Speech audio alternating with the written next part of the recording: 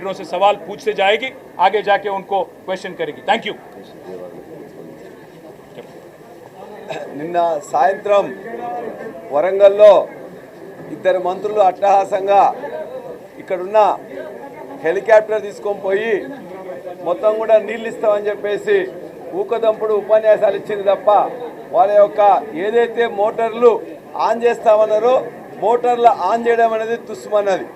ఆ సందర్భంగా చేయవలేని చేతగాని ప్రభుత్వ ప్రతినిధులని మంత్రులు మాట్లాడింది ఏంటంటే దేవాదుల కోసం వీళ్ళేదో చేసిందట, కేసీఆర్ గారి ప్రభుత్వం చేయలేదన్నారు. ముఖ్యంగా అక్కడికి వచ్చిన ఇద్దరు మంత్రులు మాట్లాడింది సోయి తప్పి దేవాదుల గురించి ఏమి తెలియకుండా ఇష్టం వచ్చినట్లు గత ప్రభుత్వం మీద మాట్లాడడం జరిగింది. ఆనాడు తెలంగాణ ఉద్యమ భయానికి 2001 తర్వాత చంద్రబాబు నాయుడు గారు హెలికాప్టర్లో పోయి అక్కడ మొదలు పెట్టాలని ప్రయత్నం చేసి 2004 వరకు ఉట్టిగా శంకుస్థాపన ముట్టినే రాయేసి ఇచ్చాడు తప్ప ఏం చేయలే. 2004 నుంచి 2014 వరకు కాంగ్రెస్ ప్రభుత్వం చేసింది 40,000 ఎకరాలకు మాత్రమే ఇచ్చింది.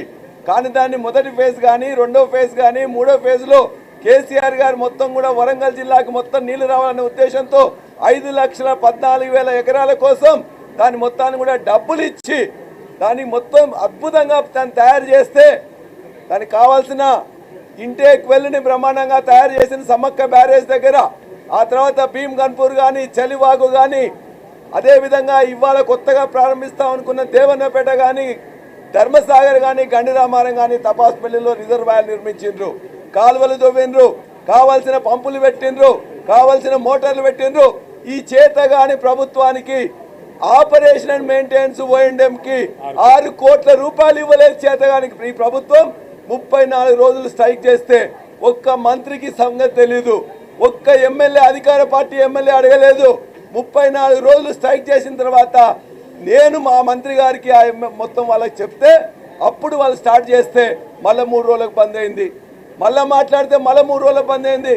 60 రోజుల్లో 40 రోజులు ఇలా మోటార్లను పండబెట్టినా నీచమైన చరిత్ర ఈ యొక్క కాంగ్రెస్ పార్టీ అధికారులది కానీ లేకపోతే నాయకులది కానీ.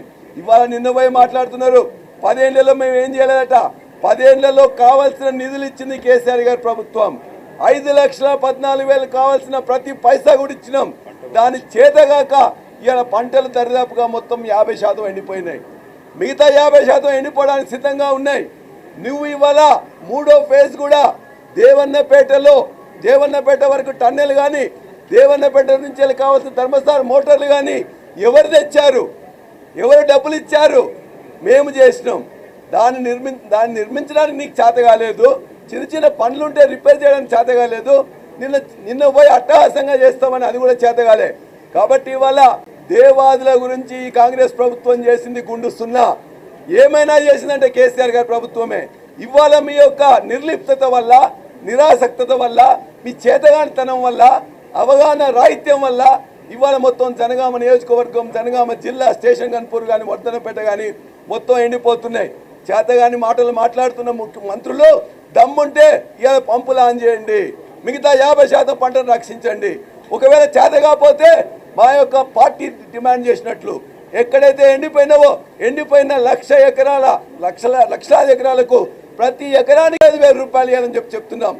ఏమాత్రం అవగాహన లేకుండా గత ప్రభుత్వాన్ని తిడితే రైతులు కానీ మేము కానీ ఊరుకోమని చెప్పి కూడా మీకు హెచ్చరిస్తూ వెంటనే పంపులు ఆన్ చేయాలి.